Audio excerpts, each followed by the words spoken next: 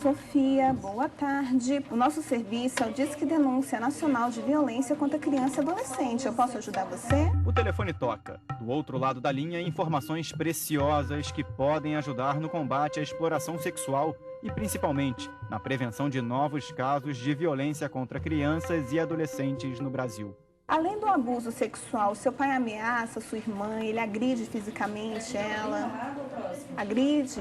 Inaugurado em maio de 2003, o Disque 100 já registrou 104.871 casos de violência contra crianças e adolescentes, sendo 10.107 casos de exploração sexual comercial, 467 de prostituição e 51 de turismo sexual. O Disque 100 tem sido um serviço de grande relevância para a população. Imagina um serviço que pode ser acessado de qualquer canto do país, da zona rural, da zona urbana, onde você estiver. Oferece o total sigilo, né? E imediatamente, em menos de 24 horas, faz os procedimentos de fazer essa denúncia transformar numa notificação.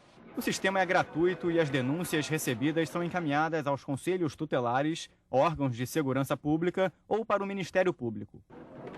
O crescimento no número de denúncias nos últimos 5 anos indica a maior conscientização da população quanto ao problema, mas a impunidade ainda impede novos avanços. Por mais que a gente admita que a quantidade de casos que são denunciados, a quantidade de inquéritos policiais e a quantidade de casos que vão realmente à justiça, ela é muito inferior ao número, né, de crianças e adolescentes que são vitimizadas por esse drama social. Mais de 100 mil por ano, ou uma a cada 8 minutos no Brasil. Para dar conta desta triste realidade, uma das principais alternativas do poder público é o Programa Sentinela, um projeto criado para a implantação de centros de referência nos municípios, para o acolhimento de crianças e adolescentes vítimas de violência sexual. Existem programas, o projeto, por exemplo, Sentinela, que é um projeto do governo federal, mas que não previne e não consegue abordar de uma forma muito mais profunda e eficiente essas crianças, por exemplo, que são vítimas. Não há uma abordagem, por exemplo, para aqueles que cometem também o crime. Para dar certo, governo, estados e municípios precisam estar articulados em rede para enfrentar o problema. Trabalho que envolve desde assistentes sociais à polícia, passando pela escola e pela família. É uma ação de abordagem, é uma ação de quem vai ao encontro da situação e investiga, é uma ação de atendimento que deve envolver a criança e o adolescente, mas também sua família. É uma ação que envolve vários setores e que elas devem acontecer de forma simultânea. Cada caso é um grande desafio. Então esse é um trabalho que não pode ter desistência. Comissões parlamentares de inquérito já foram instauradas no Brasil para tratar dos crimes contra a criança e o adolescente, mas pouco resolveram.